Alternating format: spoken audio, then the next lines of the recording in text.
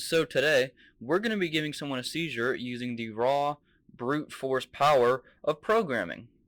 Why, you might ask? Because I can.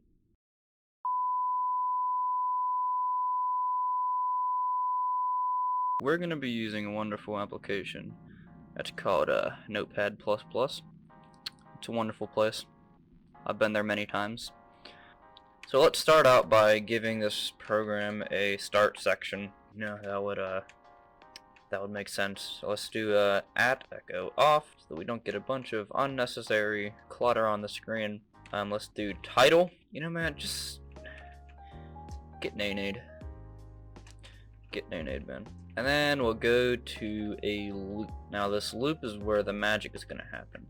So generally whenever someone has a seizure, it happens because they've been exposed to a bunch of colors really quickly. Since we're doing this in batch, which is like my main programming language, batch runs through the command prompt. So we can go into the CMD here and we can see how many different colors for this terminal are available. So we have like, I think that's like 16 different colors here that we can choose from.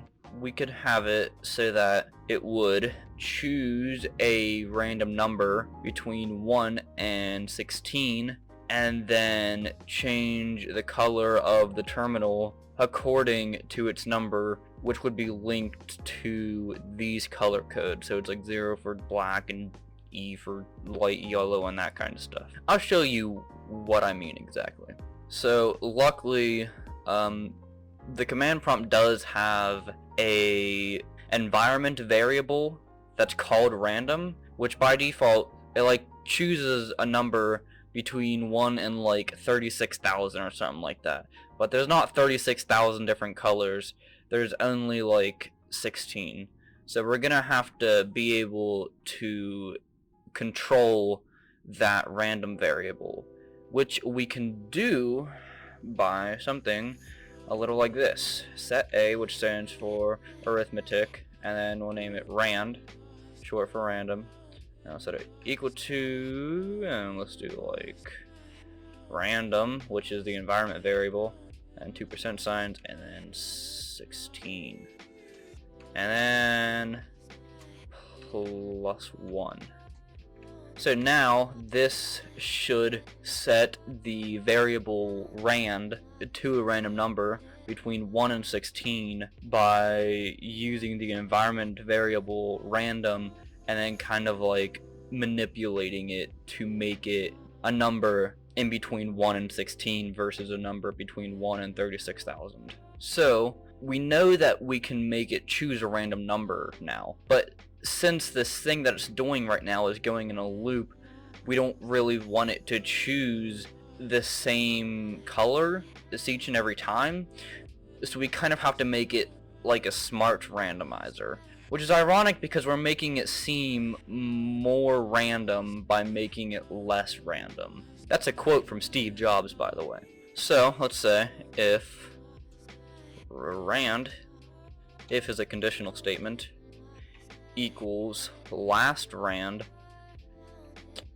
So basically I think what we're gonna do here is make it so that the rand variable is tested by a couple different conditionals, and then if it passes all those conditionals, then it sets its current value to a second variable that's called last rand.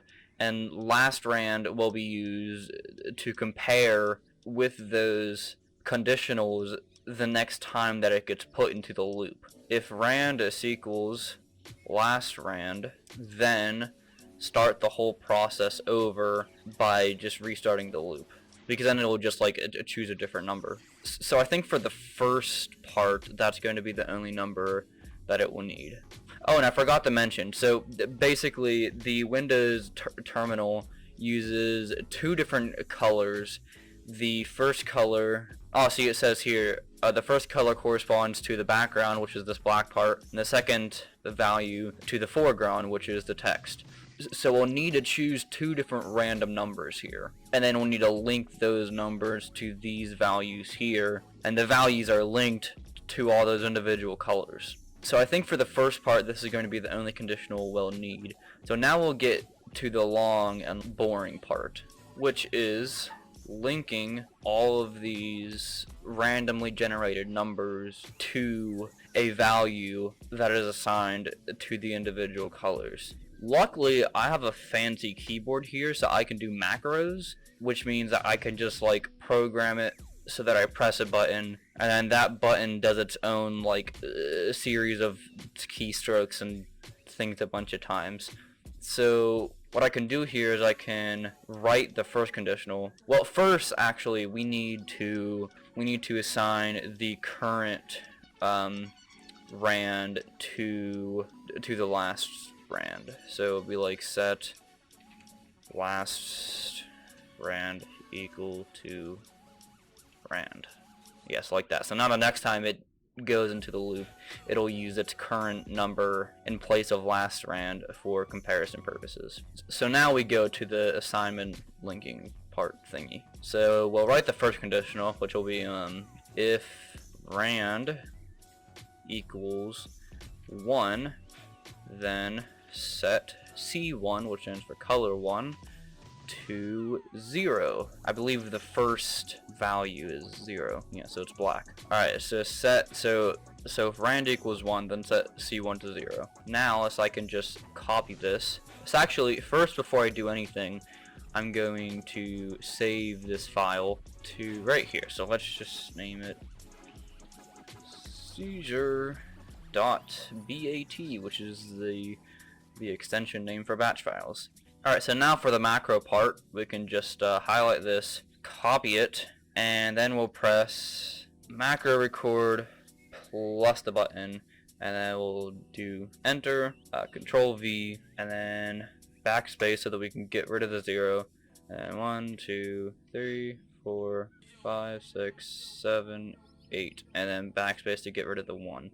So now whenever I press this button, it will duplicate this part here onto the next line and get rid of this digit and this digit so that they can be modified quickly. So now let's test it. Yeah, so there you go, it does that. So now we just change that to 2 and U to 1, and now we just have to do that 16 or no, like 14 more times now.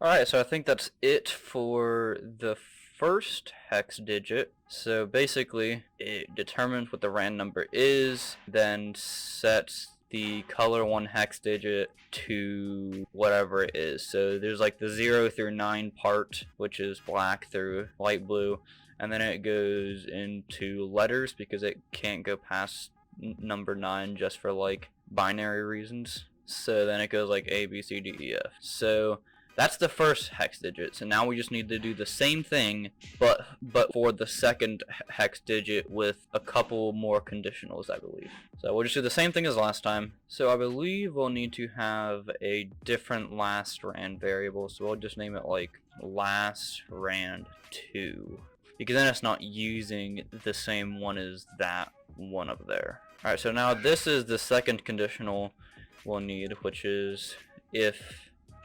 rand is equal to C1, then also restart the loop, because we can't have them being the same two numbers, because then the command prompt doesn't like that. It's like, you can't do that, and it like has a stroke and closes itself out. So those are going to be the only two conditionals we'll need, I think.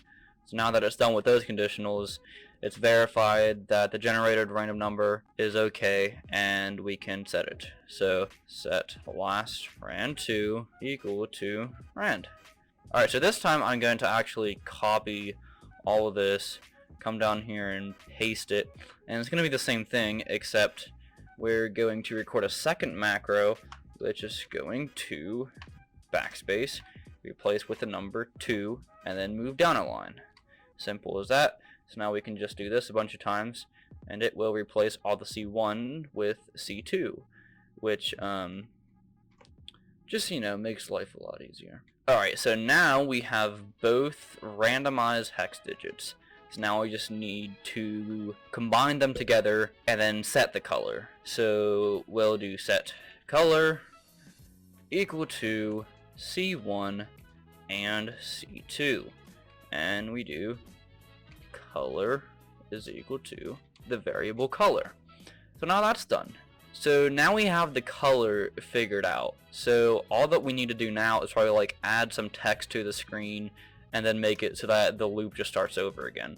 So let's just do like clear and echo, echo, echo, echo, echo, and this is the text. So let's just name it get nade. And echo, echo, echo, echo.